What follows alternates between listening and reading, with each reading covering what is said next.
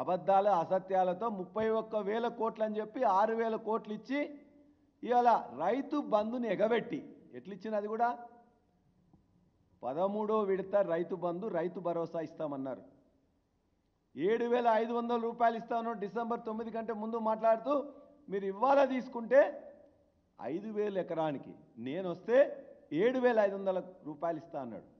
7,500 ఎకరాన్ చొప్పున దరిదాపుగా 1,50,00,000 ఎకరాలకు ఎంత అవుతుంది? దరిదాపుగా 12,500 కోట్ల రూపాయలు అవుతుంది. ఎక్కడికి పోయినాయి? రైతు బంధు ఎందుకు ఇవ్వలే? రైతు భరోసా రూపంలో ఇస్తున్నారు కదా, పేరు మార్చుకున్నావు ఓకే.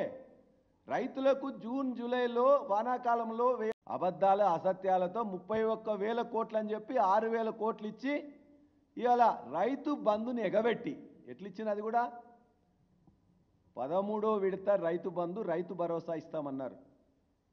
7,500 రూపాయలు ఇస్తాను డిసెంబర్ 9 కంటే ముందు